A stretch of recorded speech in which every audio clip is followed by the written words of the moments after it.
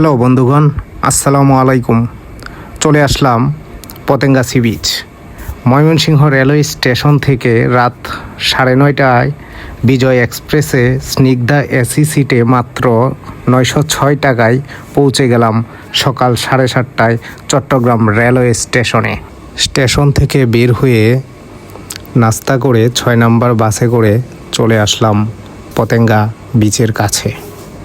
তো বাস থেকে নেমেই চারপাশটা ভালো করে আপনাদেরকে নিয়ে দেখলাম আর ধীরে ধীরে এগিয়ে যাচ্ছি বিচের কাছেই। পড়ন্ত দুপুরে চলে আসলাম পতেঙ্গা বিচে, কিন্তু চারদিকে একবারে নীরব নিস্তব্ধ। যেমনটি দেখতে পাচ্ছেন কোনো লোকজন নেই। এই নীরবতায় বা নীরব নিস্তব্ধ বিচে চলে আসলাম নিজেও প্রাকৃতিক সৌন্দর্য দেখব, আপনাদেরকেও দেখাবো বলে। তো চলেন দেখি কি কি আছে এই পতেঙ্গা সি বিচে। বিচ থেকে এয়ারপোর্ট খুব একটা দূরে নয়, তাই এখান থেকে উড্ডয়ন করা উড়োজাহাজগুলো খুব কাছ থেকে ফিল করা যায়। নিচে পানির জাহাজ আর উপরে হাওয়ার জাহাজ। পরিবেশটা সত্যিই মনোমুগ্ধকর, যা আপনাদের সাথে শেয়ার করতে পারবো ভেবে মুহূর্তটা আরও অনেক ভালো লাগছে। যাই হোক, চলেন সামনের দিকে এগিয়ে যাই। অল্প কিছু পর্যটক আছে, আপনারা দেখতেই পাচ্ছেন। আর এই সমুদ্রের কিনারায় ছোট ছোট বাচ্চা দুটি খেলা করছে। নদী বানাচ্ছ? সমুদ্রের কুল ঘেঁষে হেঁটে চলেছি। আজ সমুদ্রের শান্ত পরিবেশ আর আকাশের রৌদ্রোজ্জ্বল পরিবেশ এটাই বারবার বলছে সমুদ্র আজ অভিমান করেছে। এই অভিমানের কারণটাই খুঁজে বেড়াচ্ছি। সমুদ্র আজকে শেখাচ্ছে কিভাবে শান্ত থাকতে হয়, আর তারই দীক্ষা নিচ্ছে।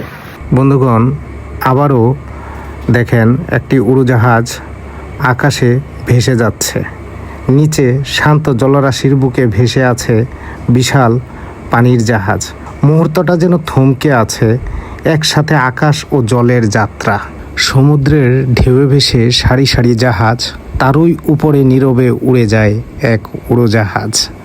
সমুদ্রের কিনারায় একটি জাহাজ নোঙর করে যান্ত্রিক সমস্যা সমাধানে ব্যস্ত তারা। তারই পাশে কিছু পর্যটক ঢেউয়ের মাঝে গোসল করে উপভোগ করছে নীল আনন্দ। ঢেউয়ে ভিজে হাসছে সবাই, জল ছিটিয়ে খেলছে তারা। গোসলের মজায় ভরে গেছে ছুটির সারা বেলা সারা। সমুদ্রের কিনারায় পানি কিভাবে ধাক্কা দিচ্ছে, চলেন সেই শব্দ শুনি।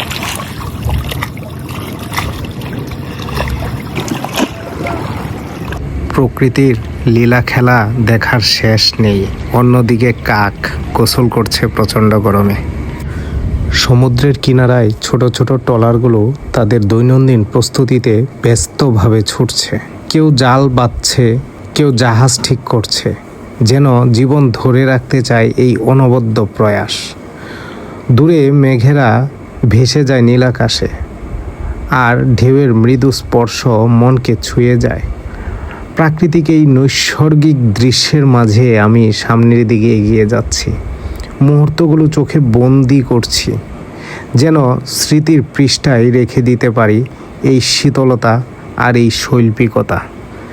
যতই সামনের দিকে আগাচ্ছি, যতই দেখছি, ততই মুগ্ধ হচ্ছি।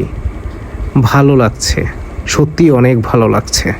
ধীরে ধীরে হাঁটতে হাঁটতে, দেখতে দেখতে, মুগ্ধ হইতে হইতে আজ অনেক শিক্ষা নিলাম এই প্রকৃতির কাছ থেকে। সমুদ্র আজকে অনেক কিছুই শেখাচ্ছে, অনেক কিছুই শিখছি। আজ এই অভিমানী সমুদ্র অভিমান করার কারণ হচ্ছে, যেটা জানতে পারলাম সেটা হচ্ছে 7 দিন সে শান্ত থাকবে। সে 7 দিন শান্ত থাকে, 7 দিন উত্তাল থাকে, অর্থাৎ 7 দিন ভাটা, 7 দিন জোয়ার। আর আমি ওই 7 দিনের মধ্যে চলে এসেছি, যে 7 দিন হচ্ছে সে শান্ত থাকে। শক্তি যোগায় নীরবতায়, নীরবে থেকে, নিবৃতে থেকে। এটাই তার অভিমানের কারণ। চলতে চলতে বুঝে যায় প্রতিটা সফরের একটা শেষ থাকে। আজকের এই ছোট্ট ভ্রমণটা আস্তে আস্তে শেষের পথে। সমুদ্রের ঢেউ, সেই ছোট্ট ছোট্ট ট্রলার, আনন্দে ভেসে ওঠা পর্যটকদের হাসি মুখ, সব কিছু যেন মনের মধ্যে এক একটা গল্প হয়ে গেঁথে থাকলো। বাইকের চাকার ঘূর্ণায়নের সাথে সাথে আমার চোখের সামনে দিয়ে চলে যাচ্ছে নীল আকাশ, সবুজ প্রান্তর আর মানুষের মুখ। এই পৃথিবীটা কত সুন্দর, কত আপন, একটু সময় নিয়ে দেখলেই বোঝা যায়। আপনাদের সাথেই ছিলাম পুরোটা পথ। আপনাদের ভালোবাসা আর মন্তব্যই তো আমাদের পরবর্তী যাত্রার অনুপ্রেরণা। চলুন আবার দেখা হবে নতুন কোনো প্রান্তে, নতুন কোনো আলোয়।